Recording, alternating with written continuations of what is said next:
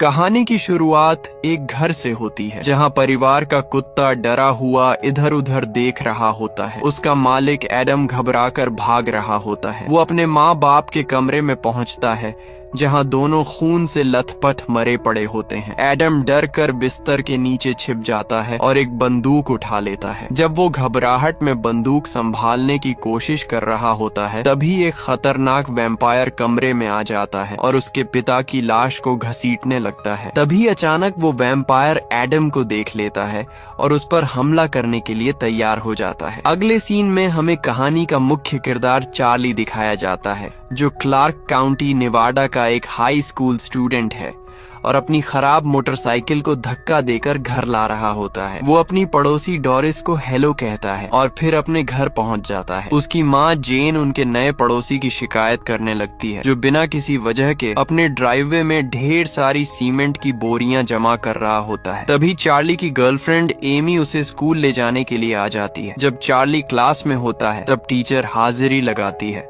और पता चलता है कि कई स्टूडेंट्स गायब हैं, जिनमें उसका दोस्त एडम भी शामिल है जिसकी शुरुआत में मौत दिखाई गई थी। बाद में जब चार्ली अपने लॉकर के पास होता है तब उसका बचपन का दोस्त एड उसे अलग ले जाकर बताता है कि एडम गायब है। फिर एड कहता है कि उन्हें रात में जाकर उसके घर चेक करना चाहिए, लेकिन चार्ली तैयार नहीं होता क्योंकि एमी को डेट करने के बाद से वो स्कूल के कूल बच्चों के साथ रहने लगा है, जबकि एड और एडम को लोग लूजर समझते हैं। इसलिए एड की मदद करने की बजाय वो एमी के साथ डेट पर चला जाता है। जब एमी उसे घर छोड़ रही होती है तब चार्ली अपनी माँ को उनके नए पड़ोसी जेरी के साथ फ्लर्ट करते देखता है, इसलिए दोनों उससे मिलने चले जाते हैं। जेरी के अंदर जाने के बाद चार्ली को गुस्से में भेजा गया एड का मैसेज मिलता है जिसमें वो धमकी देता है कि अगर चार्ली नहीं आया तो वो उसके बचपन की शर्मनाक बातें सबको बता देगा। ये सुनकर चार्ली तुरंत एडम के घर पहुंच जाता है जहां एड पहले से उसका इंतजार कर रहा होता है। दोनों दरवाजा खटखटाते हैं लेकिन अंदर से कोई जवाब नहीं आता, इसलिए वो जबरदस्ती घर के अंदर घुस जाते हैं। जब दोनों अंधेरे और खाली घर में घूम रहे होते हैं तब एड दावा करता है कि चार्ली का नया पड़ोसी जेरी असल में एक वैम्पायर है। एड और एडम काफी समय से उसकी जांच कर रहे थे और अब उन्हें पूरा यकीन हो चुका था कि जेरी वैम्पायर है। इसका एक सबूत ये था कि उसके घर की सारी खिड़कियां पूरी तरह काली ढकी हुई थीं। एड चार्ली को चेतावनी देता है कि कभी भी जेरी को अपने घर के अंदर आने का न्योता मत देना क्योंकि वैम्पायर बिना बुलावे के घर में नहीं आ सकते। लेकिन चार्ली को ये सब बकवास लगता है और दोनों में बहस शुरू हो जाती है। एड कहता है कि एमी और बाकी कूल बच्चे नकली और घटिया लोग हैं और चार्ली उनके साथ रहकर बदल गया है। इसके बाद दोनों अलग हो जाते हैं। एड अपने स्केट बोर्ड पर घर जा रहा होता है तभी स्कूल का गुंडा मार्क उस पर हमला कर देता है। उससे बचने के लिए एड एक दीवार कूदकर भागता है, लेकिन बदकिस्मती से वो सीधे जेरी के सामने पहुंच जाता है। डरकर एड पास के एक घर में घुस जाता है क्योंकि उसे लगता है कि जेरी अंदर नहीं आ पाएगा, लेकिन जेरी अंदर आ जाता है क्योंकि वो घर खाली पड़ा होता है। जेरी कहता है कि उसे पता है एड काफी समय से उस पर नजर रख रहा था, जबकि एड ऊपर की तरफ भागने लगता है। फिर वो खिड़की से छलांग लगा देता है, लेकिन बाहर जेरी पहले से उसका इंतजार कर रहा होता है। एड स्विमिंग पूल में गिर जाता है। तब जेरी उसे शांत रहने के लिए कहता है और बोलता है कि जो होने वाला है वो उसी के भले के लिए है। फिर वो अपनी मानसिक ताकत से एड के दिमाग को कमजोर करने लगता है और आखिर में अपने नुकीले दांत उसकी गर्दन में गड़ा देता है। अगले दिन चार्ली देखता है कि एड स्कूल नहीं आया, इसलिए वो उसके घर जाता है, लेकिन वहाँ सिर्फ उसके माँ बाप मिलते हैं। वो चार्ली का अच्छे से स्वागत करते हैं और चार्ली बहाना बनाता है कि उसे ऊपर जाकर कोई किताब लेनी है। एड के कमरे में उसे पीटर विंसेंट नाम के एक वैम्पायर हंटर की वेबसाइट मिलती है। उसे वहाँ कुछ वीडियो भी मिलते हैं जो एड ने चुपके से जेरी के घर के सामने रिकॉर्ड किए थे। उन वीडियो में जेरी की कार का दरवाजा अपने आप खुलता दिखाई देता है, जिससे साबित हो जाता है कि जेरी कैमरे में दिखाई ही नहीं देता। इस बात से चार्ली बुरी तरह हिल जाता है और आखिरकार उसे यकीन हो जाता है कि एड सच कह रहा था। जब वो घर लौटता है तभी अचानक जेरी वहाँ आ जाता है। वो कहता है कि उसे एक छोटी सी मदद चाहिए। उसके घर एक लड़की आई हुई है, लेकिन उसकी बियर खत्म हो गई है, इसलिए वो पूछता है कि क्या चार्ली के पास बियर है। घबराया हुआ चार्ली हाँ बोल देता है। जेरी उसके साथ दरवाजे तक आता है, लेकिन उम्मीद के मुताबिक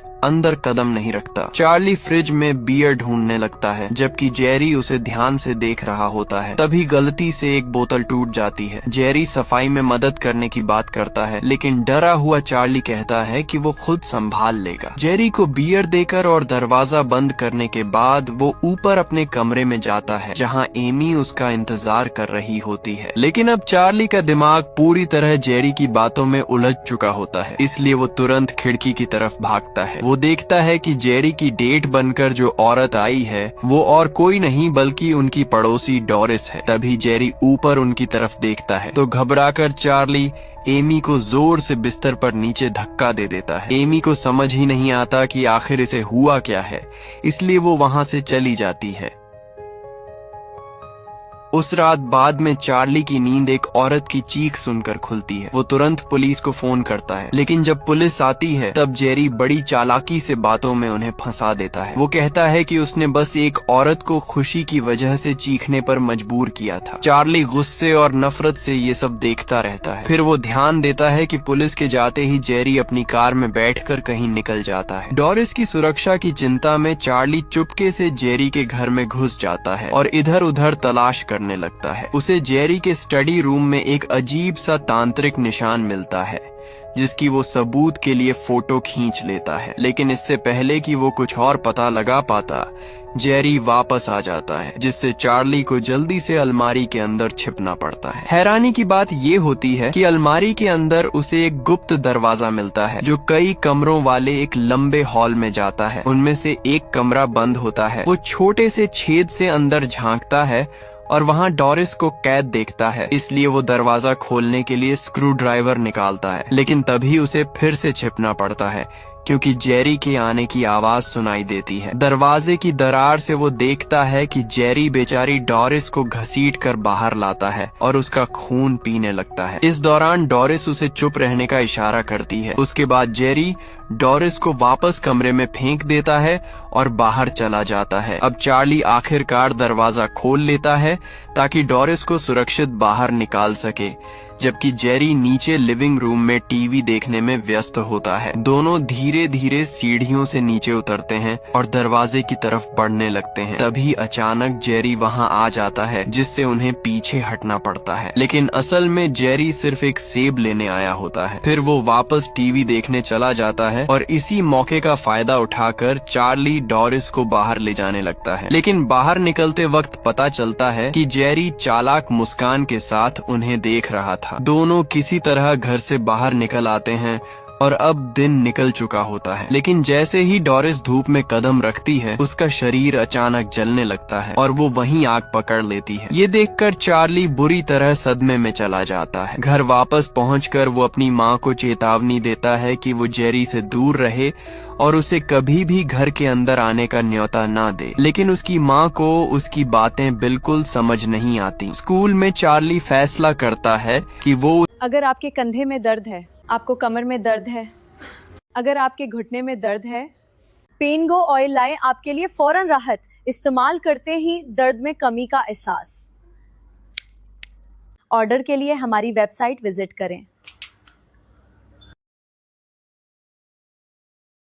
वैम्पायर हंटर के बारे में और पता लगाएगा जिसकी वेबसाइट एड के कंप्यूटर में खुली हुई थी, यानी पीटर विंसेंट। फिर वो उस आदमी को ढूंढने निकलता है और आखिरकार एक थिएटर शो तक पहुंच जाता है जहां पीटर अपना कार्यक्रम करता है। रिपोर्टर बनने का नाटक करके चार्ली पीटर विंसेंट से उसके अपार्टमेंट में मिलने का मौका हासिल कर लेता है। उसका घर तरह तरह के खतरनाक और अलौकिक जीवों के शिकार वाले हथियारों से भरा हुआ होता है।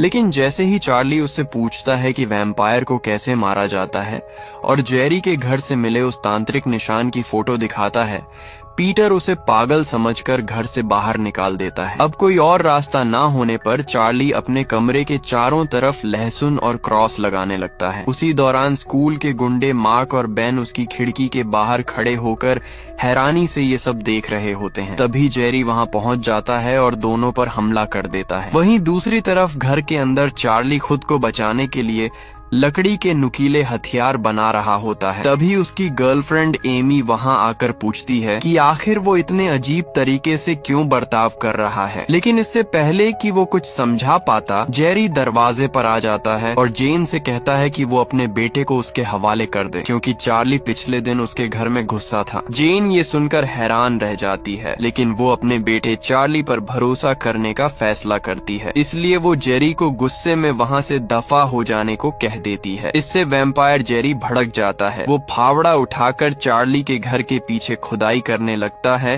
और गैस लाइन निकालकर उसमें आग लगा देता है। इससे घर का फायर प्लेस जोरदार धमाके के साथ फट जाता है और पूरा घर जलने लगता है। अब जेन को भी यकीन हो जाता है कि जेरी बेहद खतरनाक है, इसलिए तीनों जल्दी से कार में बैठते हैं और वहां से भागने लगते हैं। जेरी चार्ली की मोटरसाइकिल लेकर उनका पीछा करने की कोशिश करता है, लेकिन उसका आगे का पहिया टूटा हुआ होता है। इसलिए वो गुस्से में बाइक उठाकर उनकी कार पर फेंक देता है, जिससे एमी डर जाती है। जब चार्ली समझाने की कोशिश करता है कि जेरी एक वैम्पायर है, तब भी उसकी माँ पूरी तरह यकीन नहीं करती। कुछ ही देर बाद जेरी अपनी ट्रक उनकी कार के पीछे जोर से मारता है। फिर वो अपनी गाड़ी उनकी कार के साइड में भी ठोकता है और आगे जाकर रास्ता रोक देता है। जेन घबरा जाती है, लेकिन चार्ली चिल्लाकर उसे गाड़ी चलाते रहने को कहता है, इसलिए वो सीधे उस पर कार चढ़ा देती है। लेकिन मुसीबत अभी खत्म नहीं हुई थी, क्योंकि जेरी अब भी कार के नीचे चिपका हुआ था और अपने पंजों से कार का फर्श फाड़कर अंदर आने लगता है। अब वो अपने असली डरावने वैम्पायर रूप में वापस आ चुका होता है। चार्ली उसे लात मार मार कर नीचे गिराने की कोशिश करता है और जैसे ही वो छूटता है, जेन कार रोक देती है। लेकिन तभी एक दूसरी गाड़ी उनकी कार से टकरा जाती है और उसका गुस्सैल ड्राइवर बाहर निकलता है। उसी वक्त जेरी अपनी वैम्पायर ताकत से पूरी कार उठा लेता है। फिर वो उस ड्राइवर पर हमला करके उसका खून पी जाता है। इसके बाद चार्ली हिम्मत दिखाते हुए एक बड़ा क्रॉस लेकर जेरी के सामने खड़ा हो जाता है और अपनी माँ और एमी को भागने के लिए कहता है। वो धीरे धीरे जेरी के पास जाता है, जो अब फिर से इंसानी रूप में लौट आया होता है। लेकिन हैरानी की बात ये होती है कि क्रॉस उसका कोई नुकसान नहीं करता। जेरी आसानी से चार्ली को उठाकर उनकी कार पर फेंक देता है। जेरी इंसानों की बेवकूफी का मजाक उड़ाते हुए कहता है कि लोग हमेशा वैम्पायर को मारते वक्त दिल पर वार करना भूल जाते हैं। तभी पीछे से जेन चुपके से आती है और सड़क के साइन बोर्ड को जेरी के शरीर में घुसा देती है। दर्द से जेरी जोर से चीख पड़ता है, लेकिन उसी समय जेन भी गिर पड़ती है। इसलिए चार्ली और एमी उसे संभाल कर उठाते हैं और तीनों उस मरे हुए आदमी की कार में बैठ जाते हैं। फिर चार्ली जानबूझकर अपनी फैमिली कार में जोर से टक्कर मारता है, जिससे वो पलटकर जेरी के ऊपर गिर जाती है। जब परिवार वहां से भाग रहा होता है, तब पीछे जेरी की टूटी हुई हड्डियां फिर से अपनी जगह जुड़ती दिखाई देती हैं। अस्पताल में पुलिस भी पहुंचती है और उनसे पूछती है कि आखिर हुआ क्या था, लेकिन चार्ली कुछ नहीं बताता, क्योंकि उसे पता होता है कि कोई उसकी बात पर भरोसा नहीं करेगा। उधर दूसरी तरफ पीटर विंसेंट वो तांत्रिक निशान वाला प्रिंट आउट देखने लगता है, जो चार्ली उसके ऑफिस में छोड़ गया था। तभी उसे एहसास होता है कि चार्ली उससे मजाक नहीं कर रहा था। वो तुरंत उसे फोन करके अपने घर बुलाता है। जब आखिरकार चार्ली, एमी, पीटर विंसेंट के घर पहुंचते हैं, तब वो उन्हें सारी बात बताता है। वो कहता है कि वो निशान एक बेहद ताकतवर वैम्पायर नस्ल का है, जो मेडिटेरेनियन इलाके से आई थी। ये वैम्पायर अपने शिकार को कई दिनों तक जिंदा रखते हैं ताकि उन्हें भी वैम्पायर में बदल सकें। पीटर के मुताबिक चार्ली का इस वैम्पायर के खिलाफ कोई मौका नहीं है, क्योंकि इस तरह के वैम्पायर को मारने के लिए पूरी सेना चाहिए होगी। तभी अचानक विंसेंट के पास फोन आता है कि उसके लिए एक पैकेज डिलीवरी आई है। वो डिलीवरी वाले को अंदर आने के लिए कहता है और अपनी गर्लफ्रेंड से पैकेज लेने को बोलता है, लेकिन असल में ये सब एक चाल होती है। अचानक एड अंदर आता है, जो अब खुद एक वैम्पायर बन चुका होता है। विंसेंट उसे डराने के लिए एक पवित्र कील निकालता है, लेकिन फिर डर कर भागने लगता है, क्योंकि एड उसके पीछे दौड़ पड़ता पड़ता है। तभी स्लाइडिंग दरवाजा बंद होता है और एड का हाथ कटकर अलग हो जाता है, ठीक उस वक्त जब वो विंसेंट को पकड़ने वाला होता है। इधर चार्ली और एमी को दरवाजे के पास विंसेंट की गर्लफ्रेंड की लाश मिलती है। उन्हें ये भी पता चलता है कि लिफ्ट का स्विच तोड़ दिया गया है, मतलब अब उन्हें बाहर निकलने का कोई दूसरा रास्ता ढूंढना पड़ेगा। अब उनके पास सिर्फ एक ही रास्ता बचता है और वो है शेल्फ के पीछे छिप जाना, क्योंकि एड उन्हें ढूंढना शुरू कर देता है। फिर दोनों मिलकर शेल्फ को एड के ऊपर गिरा देते हैं। चार्ली पास पड़ी एक तलवार उठा लेता है और एमी से सुरक्षित जगह पर जाने को कहता है। एड उसका गला दबाता है और उसे कमरे के दूसरी तरफ फेंक देता है, लेकिन चार्ली फिर उठ खड़ा होता है और दीवार पर टंगी कुल्हाड़ी उठा लेता है। अब दोनों आमने सामने खड़े होते हैं। चार्ली पागलों की तरह कुल्हाड़ी घुमाने लगता है और आखिरकार वो एड की गर्दन में जा लगती है। दूसरी तरफ एमी खुद को बचाने के लिए बंदूक और चांदी की गोलियां तैयार कर रही होती है। तभी वैम्पायर जेरी वहां पहुंच जाता है। एमी उस पर गोली चलाने की कोशिश करती है, लेकिन उसका उस पर ज्यादा असर नहीं होता, क्योंकि वो गोलियां असल में वेयरवुल्फ के लिए बनी होती हैं। लेकिन एमी हार नहीं मानती। उसे वहाँ होली ग्रेल मिल जाता है और वो उसमें मौजूद पवित्र पानी जेरी के चेहरे पर फेंक देती है, जिससे वो कुछ देर के लिए कमजोर पड़ जाता है। हैरानी की बात ये होती है कि एड अभी भी जिंदा होता है। वो बस अपनी गर्दन सीधी करता है और फिर चार्ली पर हमला करके उसे नीचे दबा देता है। इसके बाद वो उसकी गर्दन में काटने ही वाला होता है, तभी एमी बीच में आकर उस पर लोहे वाले हथियार से हमला कर देती है, लेकिन एड फिर से उठ खड़ा होता है। अब मजबूर होकर चार्ली उसके दिल में लकड़ी का नुकीला हथियार घोंप देता है। इससे एड कुछ पल के लिए अपने असली इंसानी रूप में वापस आ जाता है और चार्ली से कहता है कि सब ठीक है। इसके तुरंत बाद वो राख बनकर बिखर जाता है। फिर दोनों समझ जाते हैं कि जेरी यहाँ पहुंच चुका है, इसीलिए वो एक दरवाजे से भागते हैं जो सीधे एक नाइट क्लब में खुलता है। उधर होली वाटर से उबर चुका जेरी भी उनके पीछे आ जाता है। भीड़ की वजह से चार्ली और एमी अलग हो जाते हैं और तभी जेरी एमी को पकड़कर वहां से ले जाता है। अपनी मानसिक ताकत का इस्तेमाल करके वो एमी को अपना खून छकाता है और उसे पूरी तरह अपने काबू में कर। It hurts when I stand up. Don't let stiffness dictate your day. Pain-Go oil penetrates deep into joints to soothe inflammation and ease pain fast. Get back to living. Switch to Pain-Go oil today. Formulated with powerful natural ingredients, it restores flexibility and brings back your freedom. Move without limits. लेता है। फिर वो उसे किस करने लगता है। उधर चार्ली उसे बचाने की कोशिश करता है, लेकिन एक सिक्योरिटी गार्ड उसे पकड़कर बाहर खींचने लगता है। अब उसके पास सिर्फ ये देखने के अलावा कोई रास्ता नहीं बचता कि जेरी एमी का खून पी रहा है। बाद में जब वो फिर से पीटर विंसेंट के अपार्टमेंट पहुंचता है, तब वो आदमी अपना सामान पैक कर रहा होता है ताकि वहां से भाग सके। विंसेंट सच बताता है कि उसने जिंदगी में कभी किसी वैम्पायर को नहीं मारा। असल में उसने वैम्पायर मारने वाले हथियार सिर्फ इसलिए इकट्ठा करने शुरू किए थे क्योंकि उसके माँ बाप को एक वैम्पायर ने मार डाला था। जब वो सुनता है कि चार्ली हर हाल में जेरी को मारना चाहता है, तब वो उसे एक खास लकड़ी का हथियार देता है। कहा जाता है कि अगर इस हथियार से असली वैम्पायर को मारा जाए तो उसके सारे शिकार फिर से इंसान बन जाते हैं। इसके साथ ही वो चार्ली को ये भी बताता है कि जब वैम्पायर आग में जलते हैं तब वो ठीक से सोच नहीं पाते। इसके बाद चार्ली एक थ्रिफ्ट स्टोर जाता है और वहां से कई सामान खरीदता है। फिर वो पूरी तैयारी के साथ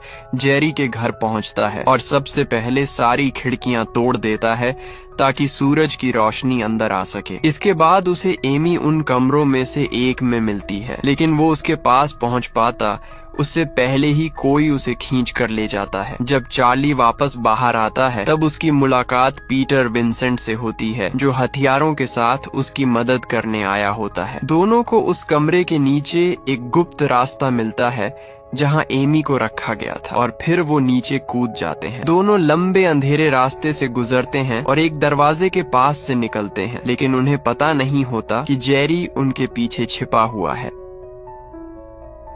अचानक जेरी पीटर को पकड़कर हवा में उठा लेता है। चार्ली उस पर तीर चलाने की कोशिश करता है, लेकिन जेरी उसे बीच में ही पकड़ लेता है। फिर जेरी दरवाजा बंद कर देता है, जिससे चार्ली दूसरी तरफ फंस जाता है और पीटर उससे अलग हो जाता है। पीटर पीछे हटते हुए जेरी पर गोलियां चलाता है, लेकिन गोलियों का उस पर कोई असर नहीं होता। आखिर में जेरी एक छोटा पत्थर उसके माथे पर मारता है, जिससे उसके सिर से खून निकलने लगता है। तभी पता चलता है कि जेरी अकेला नहीं है। जिन लोगों को उसने काटा था वो मिट्टी की दीवारों के अंदर से बाहर निकलने लगते हैं, क्योंकि उन्हें खून की खुशबू खींच लाई होती है। उधर बेसमेंट की दूसरी तरफ चार्ली को एमी मिलती है, लेकिन अब उसका दिमाग पूरी तरह वैम्पायर के असर में आ चुका होता है। वो चार्ली को नीचे दबा देती है। इसी दौरान पीटर अपनी खास बंदूक से उन युवा वैम्पायर्स पर गोली चलाने लगता है, लेकिन कुछ गोलियों के बाद उसकी बंदूक जाम हो जाती है। जब एमी अपने नुकीले दांत निकालकर चार्ली को काटने वाली होती है, तब चार्ली उसे लकड़ी का हथियार मारता है, लेकिन जानबूझकर उसके दिल पर वार नहीं करता। फिर चार्ली दरवाजा खोलने में कामयाब हो जाता है। जैसे ही वो देखता है कि पीटर मुश्किल में है, वो छत पर गोली चला देता है, जिससे ऊपर छोटे छोटे छेद बन जाते हैं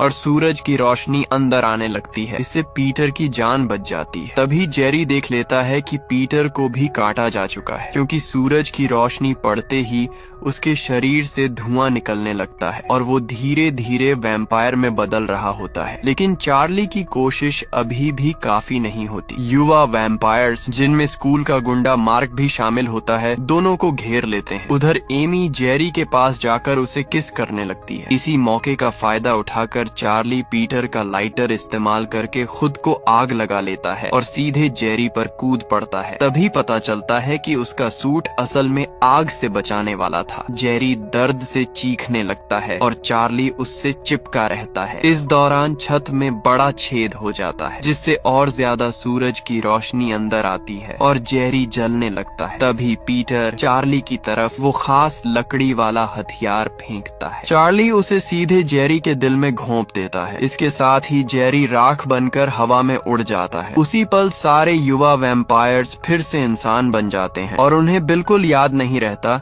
कि वो बेसमेंट में कैसे पहुंचे थे। चार्ली के दोस्त और बाकी कई लोग भी वापस जिंदा हो जाते हैं। यहीं पर कहानी खत्म हो जाती है। Subscribe, please.